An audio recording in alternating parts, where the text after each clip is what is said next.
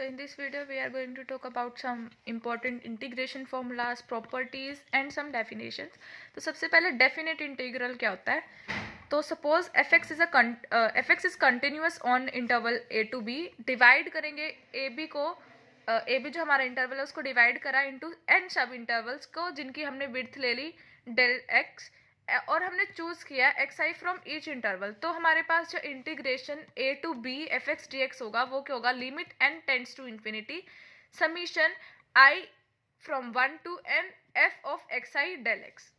तो ये बेसिकली हमारे पास डेफिनेट इंटीग्रल का डेफिनेशन है कि अगर हमारे पास एफ एक्स कोई भी एक फंक्शन है जो कि कंटिन्यूस है ए टू बी इंटरवल पे, और अगर हमने उस इंटरवल को एन सब इंटरवल्स जिनकी विड्थ है डेल एक्स उसमें डिवाइड करा और फिर हम किसी भी एक्स को किसी भी इंटरवल से चूज करते हैं तो हमारे पास जो इंटीग्रेशन होती है A to B F x D X वो इसके इक्वल होती है. Anti derivative of F x is a function. अब स्मॉल एफ एक्स का जो एंटी डेरिवेटिव होगा वो क्या है? कैपिटल एफ एक्स, और सच दैट कि जो कैपिटल एफ एक्स का जो डेरिवेटिव है वो एफ एक्स होगा. लाइक इसका मतलब सा सिंपल सा मतलब ये है कि अगर हम एफ एक्स का डिफ्रेंसिएशन करें तो वो आएगा स्मॉल एफ एक्स. अब तो हम इसके केस में क्या बोल रहे हैं कि जो f x small F x का एंटी डेरिवेटिव है वो क्या है? Capital f x. Indefinite integral क्या होता है? Integration f x D x f x plus c where f x is anti derivative of F x. Same वही बात है, इनडेफिनिट इंटीग्रल में हम कांस्टेंट को इंक्लूड कर लेते हैं. अब हम इसकी थोड़ी प्रॉपर्टीज फॉर्मूलाज देख लेते हैं.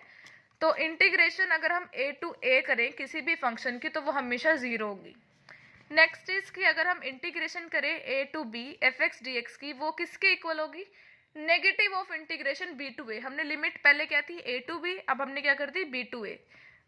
तो वो नेगेटिव साइन के साथ आ जाएगा. इंटीग्रेशन का फॉर्मूला लिखा हुआ है integration X and D X क्या होता है? 1/n+1 X raise to the power n+1 plus C. क्योंकि ये इंडेफिनिट इंटीग्रल था तो हमने कांस्टेंट भी लिखना होता है. इंटीग्रेशन 1/x dx क्या होती है? ln x. Integration e raise to power x या u बोलो आप. Integration e raise to power u du क्या होती है? eu plus e raise to the power u. Same ही रहती है. कांस्टेंट हमने इसलिए इंक्लूड कर लिया because it's indefinite integral. 1/ax plus b की इंटीग्रेशन क्या होती है? देखो जैसे हमने 1/x की इंटीग्रेशन करी वो क्या आई? ln x. अब हम कर रहे हैं 1/ax प्लस b. अब इधर जो a और b है वो तो कांस्टेंट ही है तो हमारे पास x की जो होती है ln.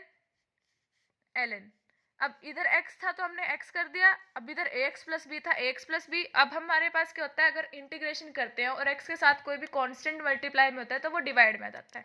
तो सेम हमने वैसे ही करा है. x के साथ a कांस्टेंट था उसको हमने डिवाइड में कर दिया.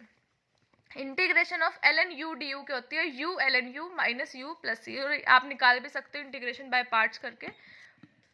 आइलेट रूल जिसको बोलते हैं, आइलेट लगा के आप इसको निकाल सकते हो. इंटीग्रेशन cos x dx की होती है sin x plus C. Integration sin x dx की होती है minus cos x plus C. Integration secant u tan u du क्या होता है? secant u plus C. और इंटीग्रेशन tan u की क्या होती है? Integration ln of secant u. और हम tan u की एक और इंटीग्रेशन होती है, जैसे हमने secant लिखा तो हम इसको माइनस cos के साथ भी लिख सकते हैं. मतलब अगर हम secant ले रहे हैं तो पॉजिटिव में लेंगे, अगर cos ले रहे हैं तो नेगेटिव में लेंगे. बट ये दोनों हैं किसके? tan के. Integration cosecant u cot u की होती है minus cosecant u plus C. और integration secant square u du की होती है tan u प्लस सी. तो ये फॉर्मूलेज आपको याद ही करने पड़ेंगे. तो इंटीग्रेशन secant u होती है ln secant u plus tan u. cosecant की होती है minus ln cosecant plus cot u. और 1/a square plus u square होता है 1/a tan inverse u by a. ऐसे ही 1/√a square minus u square की इंटीग्रेशन होती है sine inverse u by a. Integration cosecant square u की होती है माइनस कोट u.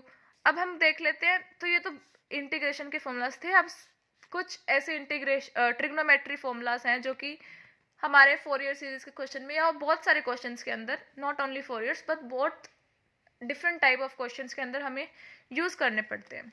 तो ये बहुत इंपॉर्टेंट है. Sine M x cos n x किसके इक्वल होता है 1/2 sine m plus n x plus sine m minus n x. Cos m n x cos m x and cos n x sine and cos cos क्या होगा 1/2 cos m plus n x plus cos m minus n x. Sine M x sine n x किसके equal होगा 1/2 cos m minus n x minus cos m plus n x. अगर sine cos है तो sine sine आएगा, cos cos है तो cos cos आएगा, sine sine है तो कॉज कॉज आएगा। आप इसको याद कैसे करोगे? साइन साइन तो कब आएगा जब साइन और कोस दोनों साथ में होंगे, तब साइन साइन साथ में आएगा। कोस कोस के साथ क्या आएगा? कोस और कोस ही आएगा, और अगर कोस कोस दोनों कोस है तो बीच में प्लस का साइन आएगा। अगर साइन साइन है तो दोनों कोस तो आएगा लेकिन बीच में माइनस का साइन आएगा। तो ऐसे आप इसको याद करो। कोस 2x होता है 2 कोस स्क्वायर एक्स माइनस 1, और इसका एक और है 1 माइनस 2 साइन स्क्वायर एक्स, ठीक है। और साइन 2x क्या होता है 2 साइन एक्स कोस एक्स।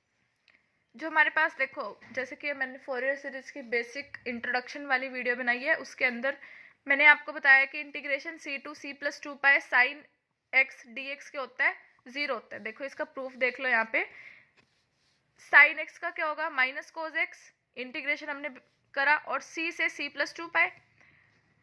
अब फिर हमने इसके अंदर क्या पुट कर दिया, इसकी लिमिट्स पुट कर दी, तो ये क्या हो जाएगी माइनस हमने बाहर रखा कोस c+2 pi minus cos c, ठीक है।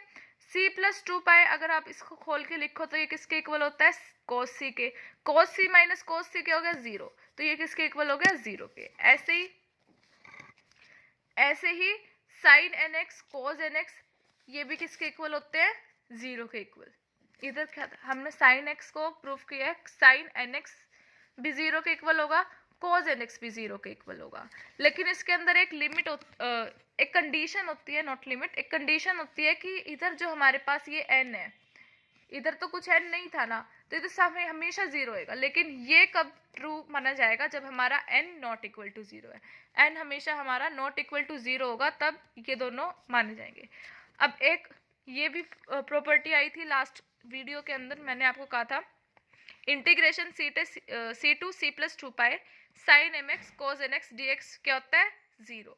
इंटीग्रेशन c+2 पाई कोस कोस आ गया फिर भी 0 होगा, साइन साइन आ गया फिर भी 0 होगा।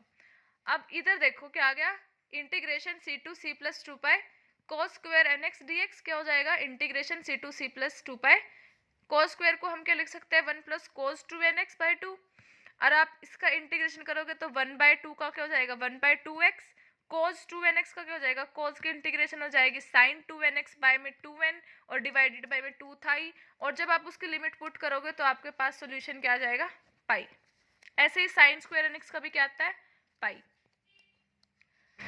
अब इंटीग्रेशन अगर हमारे पास sin के साथ भी n है और cos x के साथ भी n है तो भी 0 होगा। और इंटीग्रेशन u v dx क्या होता है, ये आइलेट रूल बाय पार्ट्स वाला, u integration v minus sign of integration first का डिफरेंशिएशन, यानी कि u का डिफरेंशिएशन सेकंड का इंटीग्रेशन। इसको हम कैसे बोलते कैसे, अगर मैंने u को फर्स्ट फंक्शन मानना और v को सेकंड फंक्शन मानना, तो हमारे पास क्या होगा first as it is, second integration minus का साइन ऑफ इंटीग्रेशन, फर्स्ट की डिफरेंशिएशन सेकंड की इंटीग्रेशन। तो ये हमारे पास बहुत इंपॉर्टेंट फॉर्मूला, इसको भी आप याद कर लो। तो इस वीडियो के लिए इतना ही, और हम नेक्स्ट वीडियो में ऑड इवन फंक्शंस के बारे में भी थोड़ा पढ़ेंगे।